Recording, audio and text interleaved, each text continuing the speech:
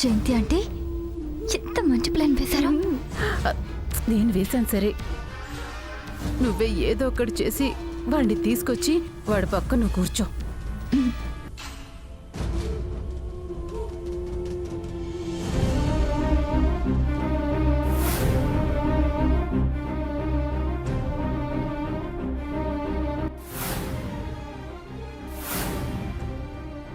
ఏంటి సూర్య, సమంతని నీ దారిలోకి తెచ్చుకోవడానికి మంచి అవకాశం వస్తాయి.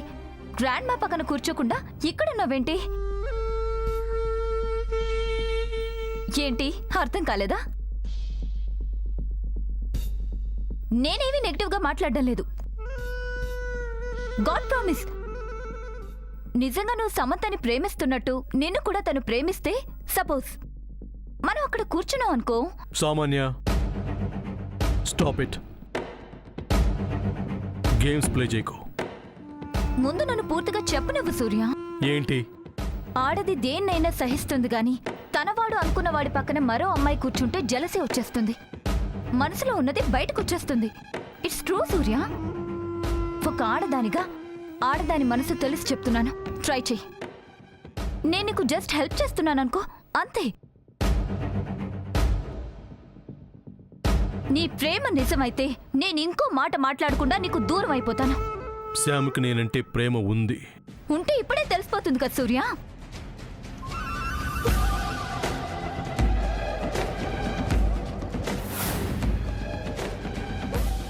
ఇదిగో, ఆలోచిస్తున్నావంటే సమంత మీద నీకు నమ్మకం లేనట్టుగా ఉంది. అయితే రా, వెళ్ళి కూర్చుందాం. రా సూర్య. పద, నీకు ఈరోజు కళ్ళు తెరుచుకుంటాయి.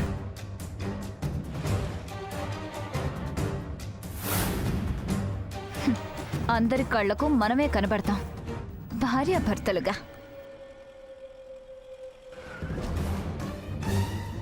ఎలా అయితేనే ఒప్పించేసింది. తప్పు చేస్తున్నావు సామాన్య. నువ్వు కోడలివి కావాల్సింది నాకు. చెప్తానుండు నీ పని. హాయ్ వ్యూస్, ఈ రోజు మనం ఉమ్మడి కుటుంబం ప్రోగ్రాం తరపున వజ్రపాటి కుటుంబం దగ్గరికి వచ్చేసాం కదా. మరి ఈ కుటుంబంలో ఓ లవ్ కపుల్ ఉన్నారు. సో పద్మ అండ్ శ్రీనివాస్, ముందుగా వాళ్ళతో మాట్లాడి మన ప్రోగ్రామ్ ని స్టార్ట్ చేద్దాం. హాయ్ పద్మ గారు అండ్ శ్రీనివాస్ గారు, ఎలా ఉన్నారు? సో మీది లవ్ మ్యారేజ్ కదా. సో మరి ఇంత పెద్ద కుటుంబాన్ని ఒప్పించి పెళ్లి చేసుకోవడానికి మీరు ఎంత కష్టపడ్డారు? చాలా పెద్ద స్టోరీ. అవునా? సో ఎవరు చెప్తారైతే? ఈయనే చెప్తారు. యాక్చువల్గా అదో పెద్ద స్టోరీ అండి.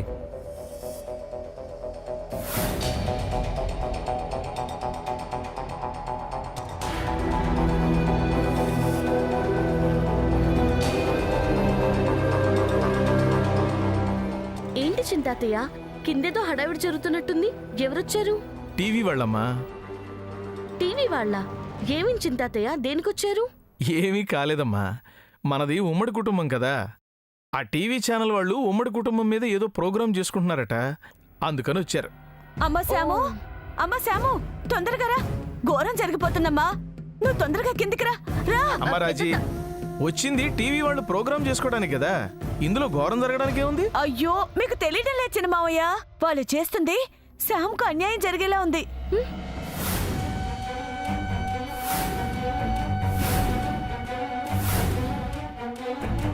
ఏంటి పెద్దత్త? అవును శాము, ఉమ్మడి కుటుంబం కోసం వీడియో తీయాలని జంటలు జంటలుగా కూర్చోమన్నారు. సూర్య పక్కన నీ స్థానంలో సామాన్య కూర్చుంటుంది.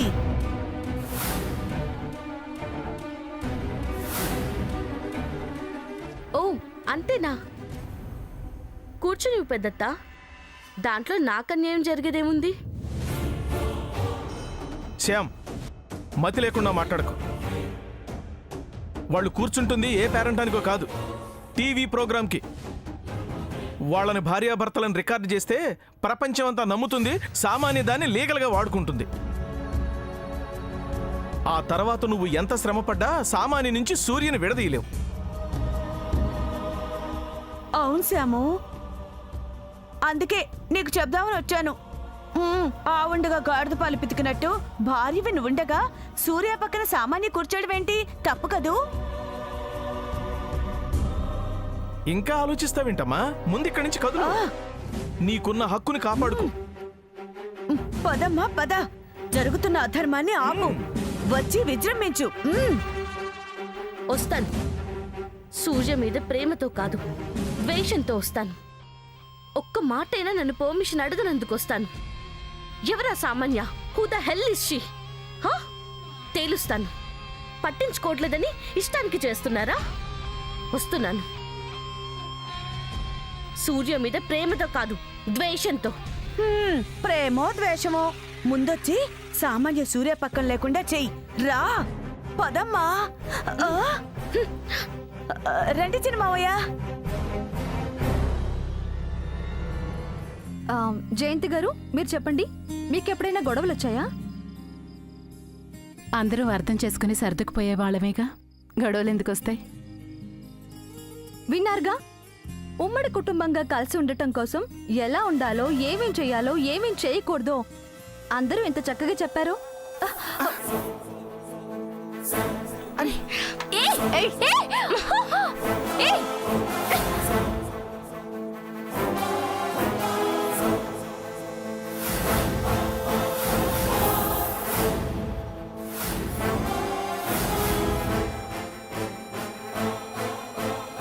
ఏంటి?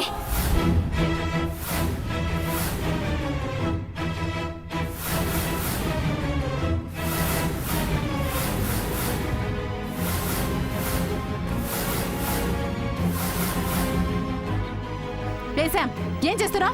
ఇదేం చేస్తుంది? కూర్చోవడం తప్ప? నా భర్త పక్కన కూర్చోవడం తప్పు కదా?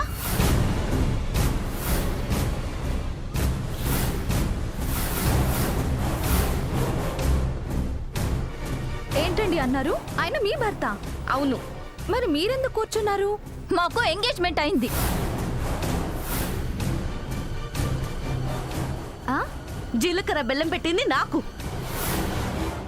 అయితే అయినా నువ్వు నా కొడుకును వద్దన్నావు కదా. కావాలని ఇప్పుడు చెప్పడం లేదు. మరేం చెప్పడానికి వచ్చావు? ఇలాంటివి చెయ్యొద్దని చెప్పడానికి వచ్చాను.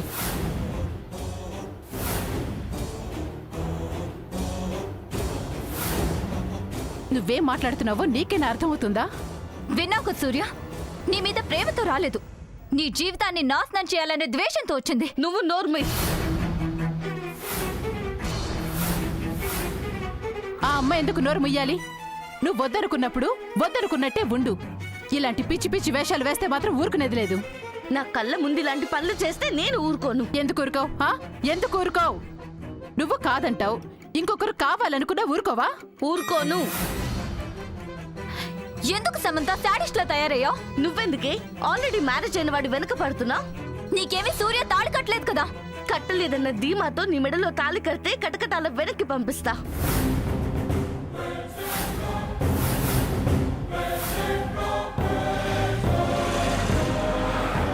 శామ్,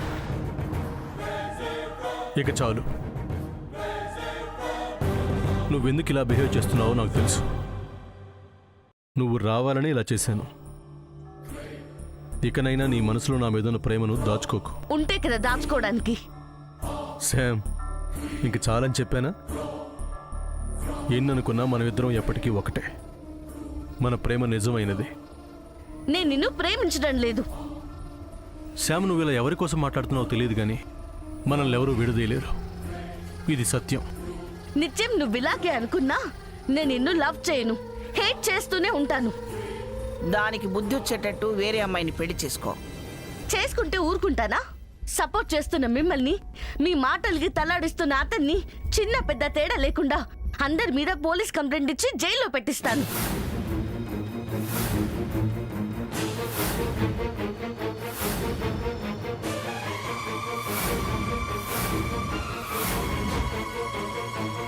శామ్, ఏంటి ఏంటి ఊరుకుంటున్నాను కదా అని నోటుకొచ్చినట్టు మాట్లాడుతున్నావు? పతి మారుతున్నాను కదా అని చేతగాని వాళ్ళ కనపడుతున్నానా? ఇష్టం వచ్చినట్టు ప్రవర్తిస్తున్నావు? ఏది పడితే అది వాగుతున్నావు? జైల్లో పెట్టిస్తావా? జైల్లో పెట్టిస్తావా? పెట్టించో చూద్దాం. పెట్టించు. నువ్వు ఇంకో అమ్మాయి మెడలో తాళి కట్టు, అప్పుడు చెప్తాను. ఏం చెప్తావే? ఏం చెప్తావు? ఇంకో అమ్మాయి దాకా ఎందుకే? ఇదిగో ఈ సామాన్య మెడలోనే తాళి కడతాను.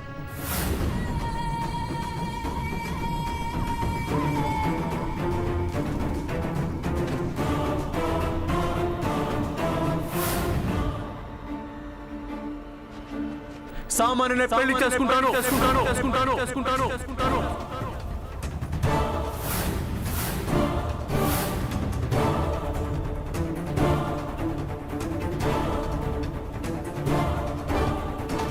ఏం చెప్తావు? చెప్పు. ఏం చేసుకుంటావు చేసుకోవే, నేను చూస్తాను. దీన్ని చేసుకుంటావా? చేసుకుంటానే. ఎలా చేసుకుంటావో నేను చూస్తాను. నాకు అక్కర్లేదు అనుకున్నది ఎవరికి అక్కర్లేదు అనుకున్నట్టుగా చేస్తాను. చెయ్యి. ఆ? ఈ మాట ఎంతసేపు ఉంటుంది? కొంచెం సేపు అవగానే నేనే కావాలని నా చుట్టూ తిరుగుతావు. అమ్మా, దీని తెక్క కుదరాలి. పంతులు గారిని పిలిపించి మా పెళ్లికి ముహూర్తాలు పెట్టించు.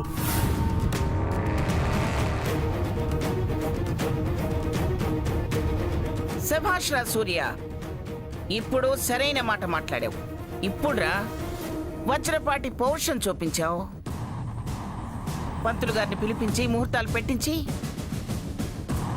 దాని కళ్ళ ముందే మీ పెళ్లి అంగరంగ వైభవంగా జరిపిస్తాను. ఏం చేస్తుందో చూద్దాం. ముందు చెయ్యండి, చూస్తాను. చూద్దు గర్లే, వెళ్ళు. వెళ్ళక ఇక్కడే ఉంటానా?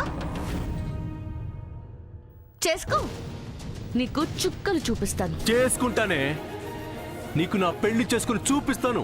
అవ్వాలి కదా. అవుతుంది, వెళ్ళు.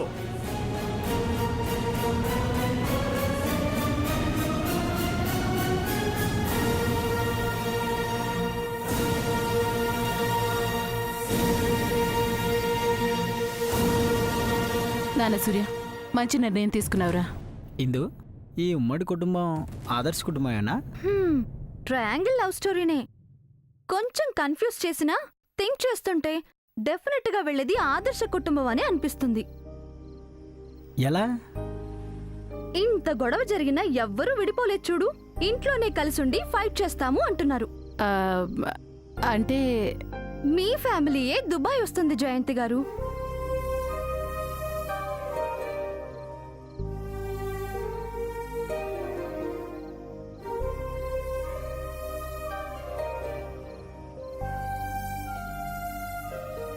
మాకు ఫన్ ఇచ్చారు, సెంటిమెంట్ ఇచ్చారు, ఛాలెంజింగ్లు ఇచ్చారు, మమ్మల్ని ఆలోచింపజేసేలా చేశారు.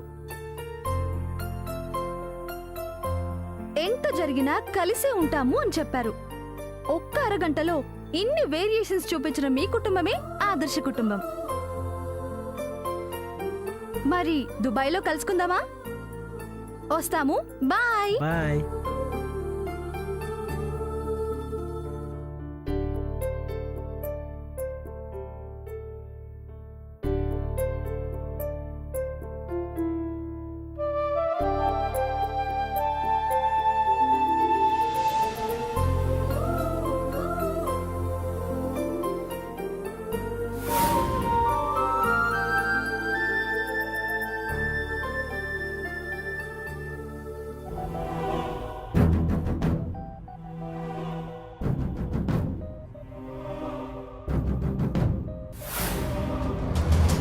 ఏంటి పద్మ, శామ్ ఇలా చేసింది? ఏమో అమ్మా, నాకు అదే అర్థం కావట్లేదు. ఏదో జరిగింది. కరెక్ట్ రా, ఇది కరెక్ట్ కాదే. అసలంతా కన్ఫ్యూజన్ గా ఉందమ్మా. నాకు ఏం అర్థం కావట్లేదు. నా కళ్ళు బయర్లు కమ్ముతున్నాయి.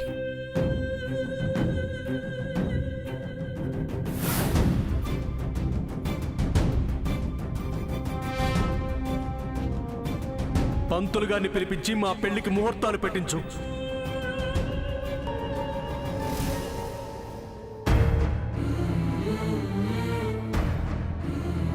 ఇప్పుడెందుకమ్మా బాధపడుతున్నావు? అంతా అయిపోయింది కదా. ఎక్కడో ఓ మూల చిన్న ఆశ ఉండేది. నువ్వు మారకపోతావా, వాడన్నా నిన్ను మార్చకపోతాడా అనే ఆశ ఉండేది. ఆ ఉన్న ఆశ కూడా ఈరోజు ఆవిరైపోయింది. ఎందుకమ్మా వాడి మనసును అలా విరిచేశావు? నాకు శ్యామ్ తప్ప వేరే ప్రపంచమే లేదన్న వాడితో నాకు శ్యామ్ వద్దు, సామాన్యనే పెళ్లి చేసుకుంటాను అనేదాకా ఎందుకు తీసుకెళ్ళావు? అంతా కావాలనేగా చేస్తున్నావు? ఇలాంటి పనులు నువ్వు చేస్తుంటే నీ మీద జాలి కలగడం లేదు, కోపం వస్తుంది. అసలు ఎందుకు ఇలా తయారయ్యావు? నిన్ను ప్రేమించిన వాడే నిన్ను అసహించుకునేలా ఎందుకు చేస్తున్నావు? కారణం ఏంటో ఇప్పటికైనా చెప్పమ్మా.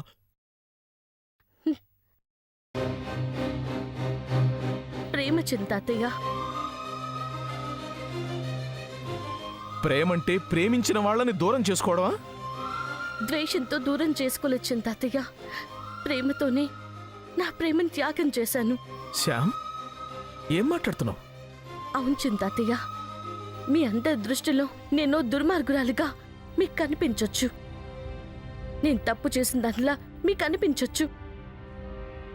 కానీ నేను చేస్తున్న వాటి వెనుక ప్రేమే ఉంది చింతాతయ్య. నా ఓటమి ఒకరికి గెలుపు చింతాతయ్య.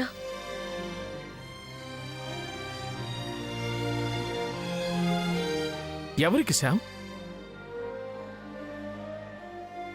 నిన్నే అడిగేది, చెప్పు.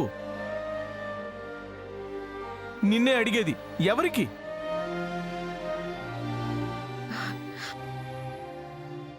అమ్మమ్మకి.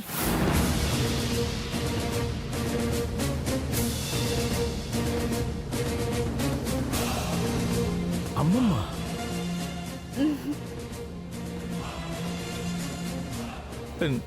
నువ్వింతా చేసింది మీ అమ్మమ్మ కోసమా? అవును చింతాతయ్య, తనని గెలిపించడానికి నేను ఓడిపోతున్నాను. తనని సంతోషంగా ఉంచడం కోసమే నేను కన్నీళ్లు పెడుతున్నాను. అమ్మమ్మకిచ్చిన మాట కోసమే నా బావని నేను వదులుకున్నాను చింతాతయ్య.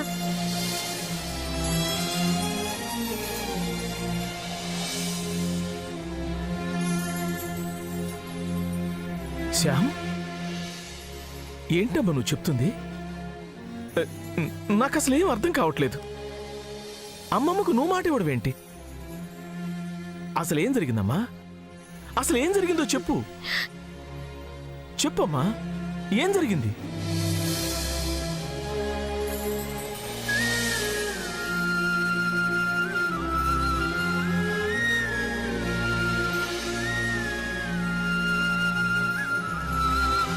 వితౌట్ యువర్ పర్మిషన్ మీ మనవడితో తాళి కట్టించుకోను. మీరనుకున్నట్టుగానే నేనుగా తనని కలవను, మాట్లాడను. ఇదంతా జరిగితే అప్పుడు నమ్ముతాను. నువ్వు నీ తల్లి తప్పు చేయలేదని, నేనే తప్పుగా అనుకున్నాను అని.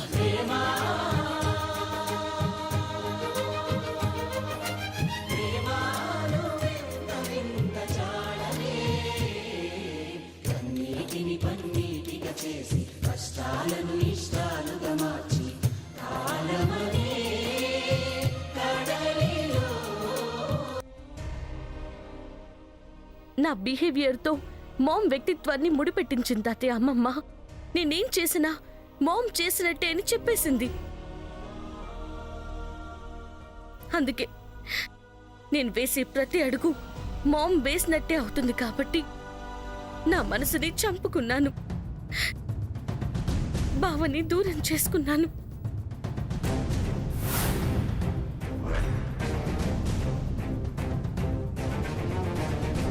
తప్పు చేశావు శ్యామ్. మీ అమ్మమ్మ మాట విని పెద్ద తప్పు చేశావు.